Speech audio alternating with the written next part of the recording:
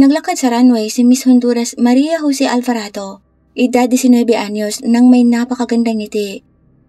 Opisyal siyang kinoronahan bilang Miss Honduras noong 2014 at pagkatapos nito sasabak naman siya at susubukang makuha ang korona at titulong Miss World. Nasa harap na niya ang kanyang mga pangarap pero isang kakilakilabot na insidente ang wawasak ng lahat ng to nagugulat sa buong bansa. Natagpo ang wala ng buhay si Maria ilang araw bago siya dapat lumahok sa kompetisyon sa Miss World pageant sa London. Natagpuan ang kanyang wala ng buhay na katawan at ng kanyang kapatid na si Sofia na nakabaon malapit sa ilog ng bulubunduking rehiyon ng Santa Barbara. Dahil ba to sa inggit o alitan o may mas madilim at malalim pa talagang dahilan? Ano kaya ang naging papel ng kanyang kapatid sa pagtapos sa kanilang dalawa? Tingnan po natin ngayon ang malagim na kaso ni Miss Honduras Maria Jose Alvarado, isang beauty queen na may napakataas pa sanang potensyal at pangarap, at ng kapatid nitong si Sofia Trinidad Alvarado. Tinalo ni Maria Jose Alvarado ang 18 contestants at nasungkit ang koronang Miss Honduras noong April 2014 at sasabak naman para sa Miss World competition. Gayunpaman, bigla siyang nawala ilang araw bago ang nakatakdang paglipad niya papuntang London para sa 2014 competition. Ano nga kaya ang nangyari nung araw bago siya nawala?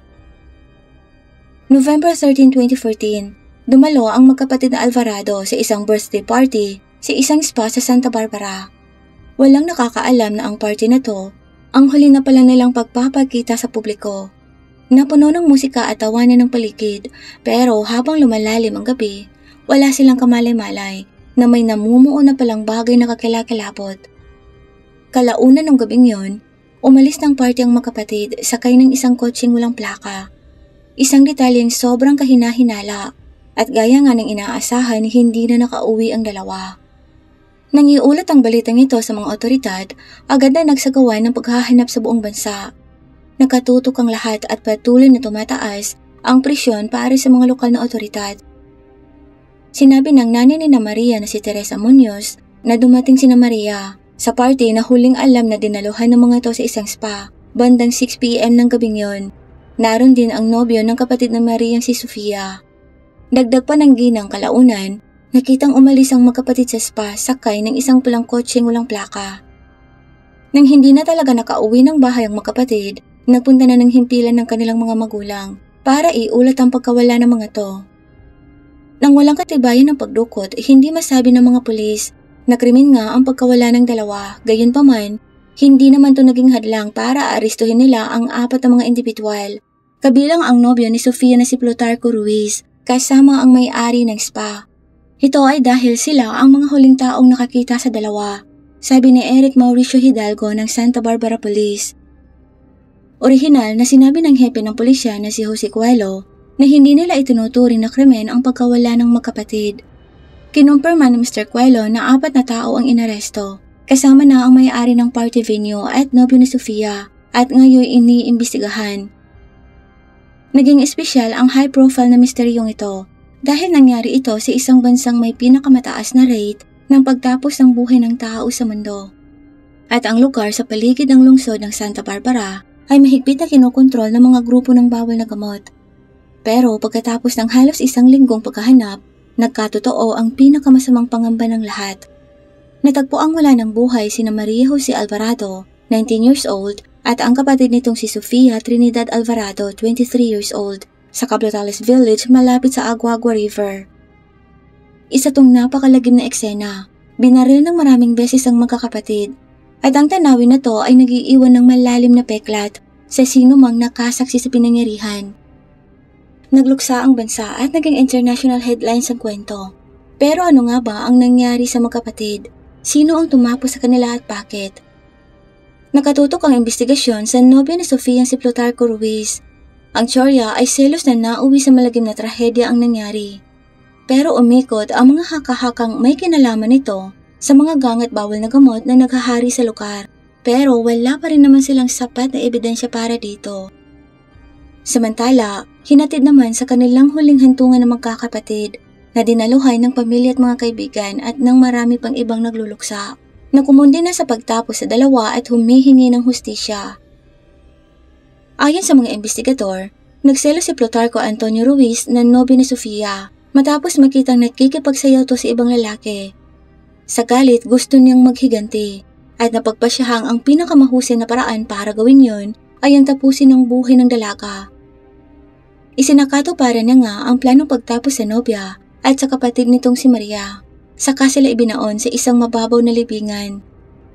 Sinabi ni Ruiz na ilang beses niya munang binaril ang magkapatid bago niya ibinaon ang kanilang mga katawan sa pampang ng ilog sa tulong na rin ng mga kasabwat noong November 2014. Ang magkapatid ay anak ng isang lower middle class na pamilya mula sa Santa Barbara. Nagtrabaho bilang modelo si Maria para sa local department store. Nanatili pa rin nakadisplay ang kanyang mga stash bilang pag-alala sa kanya. Sinabi ni Julia Morley, chairman ng Miss World Organization, na nagluksa din ng pageant dahil sa pagkawala ni Maria at ng kapatid nitong si Sofia, dalawang dalagang puno ng buhay. Sinabi ng grupo na magsasagawa sila ng service kasama ang mga kalahok ng Miss World sa linggo para parangalan ang dalawang magkapatid at mag-aalin ng dasal para sa kanila at sa kanilang pamilya. Inilarawan ni Maria Jose ang kanyang sarili sa isang profile sa website ng Miss World bilang may mga adhikain para sa isang karera sa gobyerno, partikular bilang isang diplomat para sa kanyang bansa.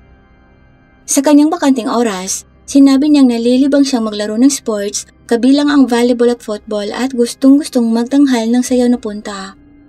Ang kanyang opisyal na Facebook account ay tahanan ng daan-daan niyang mga larawan, kasama ang kanyang pamilya at mga kaibigan, pati na rin ang mga larawan ng kanyang paghahanda para sa kompetisyon. Sinabi ni Claudio Cecilio Muñoz, isa sa mga tiyuhin ng magkapatid, na pumunta umano si Ruiz sa bahay ng pamilya kinabukasan pagkatapos mawala ng mga dalaga para anyayahan silang mananghalian. At bumalik naman pagkaraan ng ilang araw para tumulong sa paghahanap. Inilarawan niya si Ruiz hindi bilang isang nobyo, kundi bilang isang taong naliligaw pa lang sa kanyang pamangkin. Sinabi niyang hindi agad sila nagsampa ng reklamo dahil naghihintay sila ng tawag na humihingi ng perang pantubos sa dalawa. Dinagdag niyang pagkasabado, pumunta na sila ng himpilan para magsampa ng reklamo, pero kasama na pala nila noon ang salarin. Dinala ng mga pulis si Ruiz sa lokasyon para ituro nito kung saan nila ibinaon kasama ng kanyang mga kasabwat ang katawan ng magkapatid sa Santa Barbara, mga 400 kilometers sa kanluran ng Tegucigalpa. Pagkatapos mangyari ng insidente, ibinalot ng brown na plastic ang katawan ni Maria. Isinakay sa likod ng pickup truck ilang oras bago ang kanyang paglipad papuntang London para sa Miss World pageant. Kalaunan, napatunayan naman ng hurado ng Honduras na ang 33 years old na si Plutarco Ruiz ay nagkasala sa pagtapos sa Honduras beauty queen na si Maria Jose Alvarado at sa kapatid nitong si Sofia Trinidad Alvarado at nasintensyahan ng 45 years na pagkakakulong. Ginulat ang kaso nito ang buong bansa at umalingaw-ngaw sa buong mundo. Pero ang mas masaklap ay ang katotohanang ayon sa istatistika, ang Honduras ang may pinakamataas na rate ng pagtapos ng tao sa mundo at karaniwan na lang ang mga krimen tulad ng pagdukot.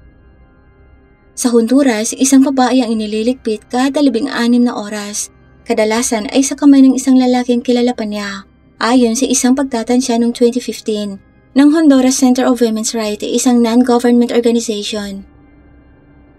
Ayon sa isang center analyst na si Nisa Medina, ang karahasan sa bansa na nakabate sa kasarian ay pinalakas pang lalo ng kultura ng mga gang, baril at babae na tinatawag na machismo sa Espanyol at hindi importante ang tingin sa mga kababaihan.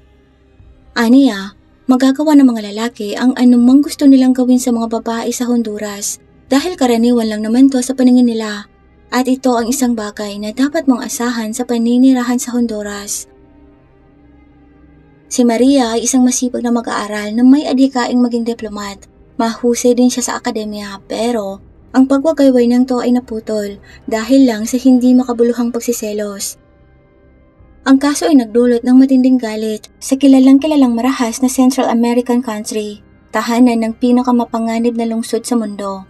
At nakapagtataka kung gaano nga ba kaligtas ang mga kababaihan kahit nasa isa sa mas maunlad na bansa sa mundo.